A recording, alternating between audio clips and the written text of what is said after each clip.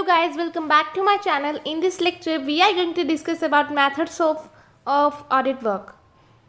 Mainly हमारी इसमें 6 methods है या 6 प्रोसीजर होती हैं, स्टेप्स होते हैं ऑडिट वर्क के, जिसमें से कि हम डिस्कस करने जा रहे हैं methods of audit work. First one is use of special ticks. Now let's see methods वैसे होती क्या है ऑडिट वर्क के. ऐसे कोई स्पेशल मेथड प्री डिफाइंड नहीं है जिसको हम ऑडिट करते हैं जब बुक्स ऑफ अकाउंट को. In fact the method adopted depends upon the competence, efficiency and experience of the auditor. ये ऑडिटर की एक्सपीरियंस एंड एफिशिएंसी पर डिपेंड है. It is necessary that the auditor should be very careful when in doing his work, only then can he successful. Auditor को बहुत ध्यान में रखते हुए इन मैथड्स को अडॉप्ट करना पड़ता है, इन मैथड्स को फॉलो करना पड़ता है. Every auditor has his own style of doing work, but given below are few rules which are used by all auditors.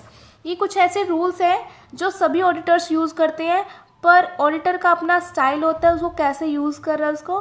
But कुछ एक रूल्स हैं जो इनको फॉलो करने पड़ते हैं ऑडिटर को, जिसमें से फर्स्ट रूल है हमारा यूज़ ऑफ स्पेशल टिक्स.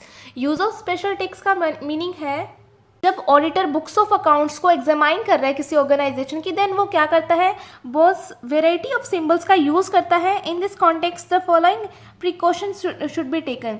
जब वो स्पेशल टिक्स को यूज़ करे तो उसको प्रिकॉशन यानी कि कुछ सावधानियां ध्यान में रखते हुए उन सिंबल्स का यूज़ करना है, जिसमें से कि जो प्रिकॉशंस है फर्स्ट वन दी हुई है, different symbol should be use for different task. अलग अलग सिंबल यूज़ करने चाहिए अलग अलग टास्क के लिए, यानी टोटलिंग के लिए अलग सिंबल, पोस्टिंग के लिए अलग.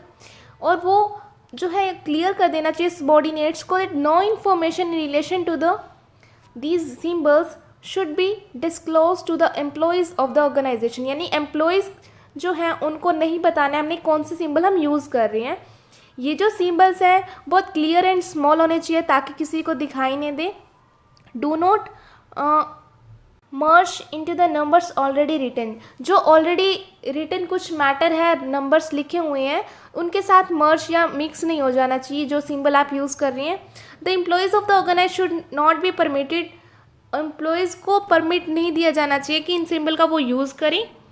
While using these symbols the auditor should keep pens pencil of different colours with him. अलग अलग पेन पेंसिल के कलर जो हैं उसको यूज़ करके उसने सिंबल यूज़ करनी है. A change in the colour of pencil being used year two year is beneficial from the point of view of examination. Year two year उसको कलर चेंज कर देना चाहिए पेंसिल का, वो जो सिंबल से जो सिंबल वो यूज़ कर रहा है उनके कलर का ईयर टू ईयर, वो उसको एग्जामिनेशन करते वक्त बुक्स ऑफ अकाउंट की ईजीनेस हो जाएंगी. For a number which are not clear for which has been tampered with a special symbol should be used so that it is necessary easy to detect if any change has been made. Means जो number clear नहीं है उनके साथ special symbol का use करके हम पता लगा सकते हैं कि इसके साथ कोई चेंज तो नहीं हुआ है. If any change has been made there after the examination.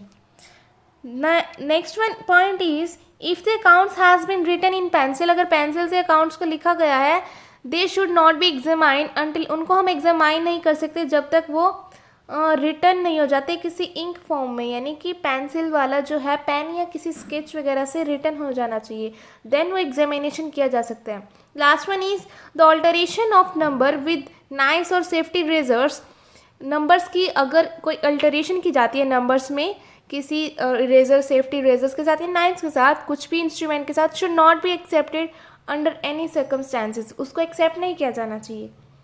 And the second one rule क्या है मैथड ऑफ ऑडिट वर्क का, completing one portion in one sitting. As far as possible, one task or one part of the work should be completed in one sitting. यानी कि पूरे task का एक part जो है एक बार में ही उसको कंप्लीट कर देना चाहिए. If this is not possible, then the concerned totals and balance should be duly noted in the audit notebook. अगर ऐसा पॉसिबल नहीं है, देन उसका जो भी टोटल बैलेंस है उसको हम नोट कर लें ऑडिट नोटबुक में. ऑडिट नोटबुक के लिए मैंने एक स्पेशल लेक्चर वीडियो प्रिपेयर किया है, उसका लिंक मैं डिस्क्रिप्शन बॉक्स में दे दूँगी, आप वहाँ देख सकते हैं. And the third one point is in case of change in figure, if it comes to the light that after the examination figure have been altered, then the related posting should be checked. अगर examination के बाद आपको पता लगता है कि figures में कोई चेंज आया है, देन आप उससे रिलेटेड जो पोस्टिंग है उसको चेक कर सकते हैं. Then calling and checking. While examining the accounts one employ should call out the transaction. एक जो एम्प्लॉय होगा वो ट्रांजेक्शन को बोलेगा और जो दूसरा एम्प्लॉय होगा उसको एग्जामाइन करेगा उसी सेम ट्रांजेक्शन को। फर्स्ट एम्प्लॉय जो होगा वो क्लियरली बोलेगा the name of the account and the amount of transaction को, एंड जो सेकेंड एम्प्लॉय होगा, जो अदर एम्प्लॉय होगा, कंफर्म करेगा that it is in order, कि ये सही है, and they may be proceed, उसको हम आगे प्रोसीड कर सकते हैं अगर वो सही बोल रहा है फर्स्ट एम्प्लॉय। नेक्स्ट आता है हमारा हेल्प इन वाउचर्स। वाउचर्स में भी हमारे लिए हेल्पफुल होते हैं। The work of vouching should be instructed in to employees. ये जो वाउचर का वर्क होता है वो इंस्ट्रक्टेड किया जाता है 2 एम्प्लॉयज़ के बीच में। All account should be examine with the help of concern vouchers. जो भी अकाउंट्स होंगे वो एग्जामाइन किए जाएंगे, जो भी वाउचर है उनसे रिलेटेड।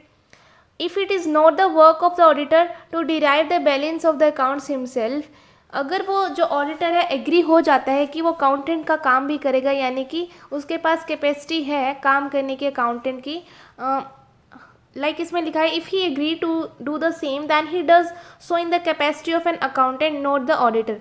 ऑडिटर के कैपेसिटी के अकॉर्डिंग नहीं काम करे, वो अकाउंटेंट के अकॉर्डिंग काम करे। However in small concern who do not have qualified accountants, जिनके पास क्वालिफाइड अकाउंटेंट नहीं होते, दिस वर्क जो होता है ये अकाउंटेंट का काम वो यूजुअली ऑडिटर ही परफॉर्म करता है, इसलिए ये हमारा हेल्प होता है ऑफ वाउचर्स में।